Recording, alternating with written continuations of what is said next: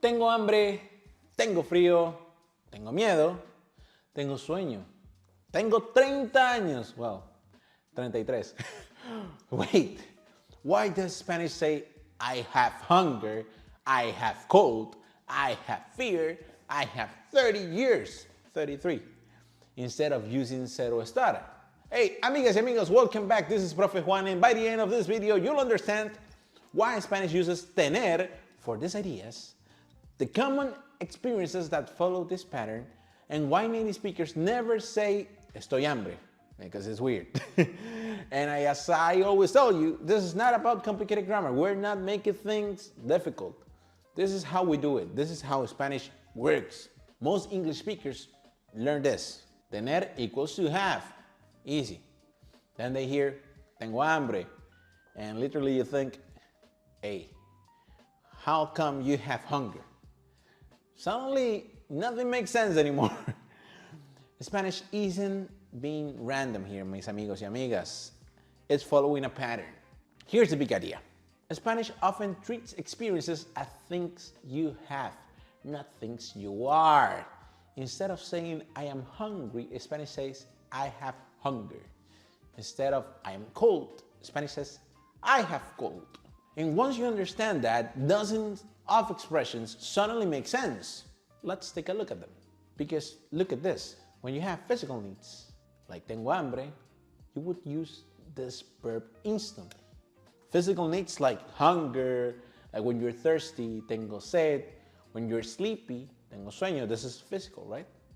And these aren't permanent characteristics. They are experiences.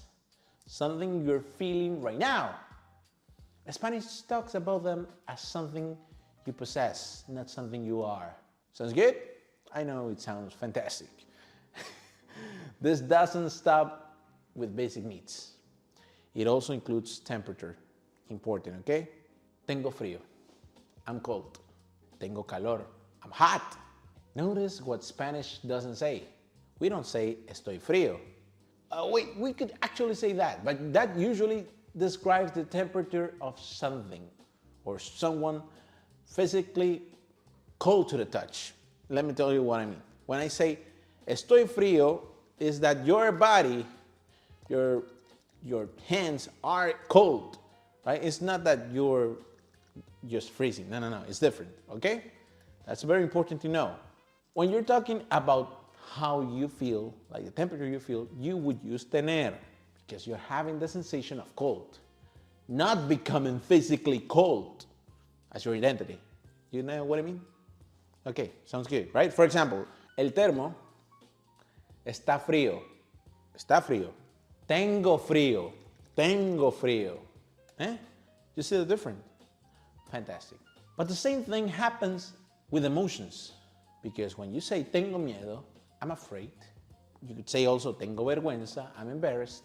Tengo ganas de salir, I feel like going out. And again, Spanish treat these experiences as what they are, experiences, not identities. They're things that come and go, things you have. But now, here's one that surprises almost every single one of you. Tengo 33 años. I'm 33 years old. We don't say soy 33 años. Why? Because Spanish sees age as something you have, not something you are. Actually, in English, you would analyze this as I'm 33 years old, like this is the time I have spent alive, something like that, right? In Spanish, the age is something you have. Tengo 20 años, tienes 50 años, ¿cuántos años tienes? This is one of the first Spanish every learner should master, and I'm pretty sure like you know this because you basically use it constantly.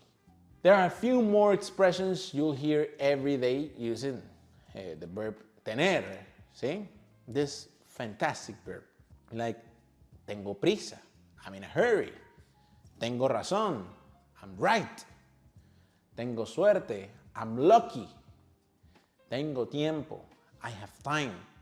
And notice what's happening once again. Spanish presents these as things you have, not qualities you are.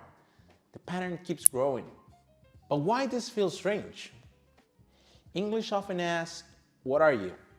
Hungry, cold, afraid, thirsty. But Spanish often asks, what do you have? Hunger, cold, fear, 30, 33 years.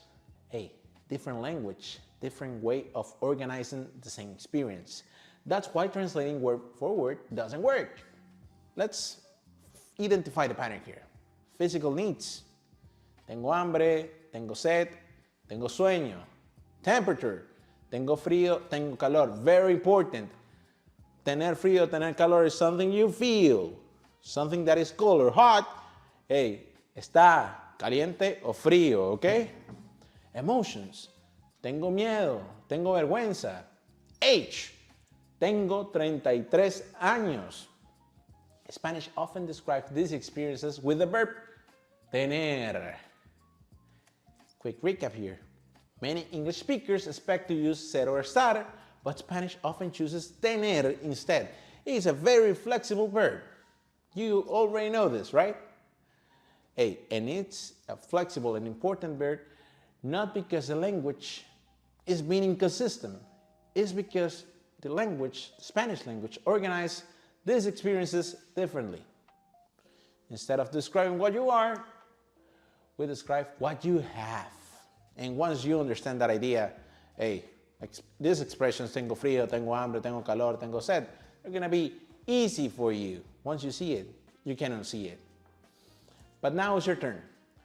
Write one sentence using tener, any sentence you want, like tengo hambre, tengo frío, tengo calor, tengo sed, anything. One sentence is more than enough. I'll make sure to read it and comment right there with you, like correct it if you need correction. Just put it in the comments. If you're still confused about when Spanish uses ser, estar, or tener, watch your lesson on the biggest lie about ser versus estar. Because understanding what Spanish considers a state versus an experience makes all three verbs much easier to use. If this helped you understand why Spanish says tengo hambre, like the video, subscribe, and I'll see you in the next lesson. Ciao!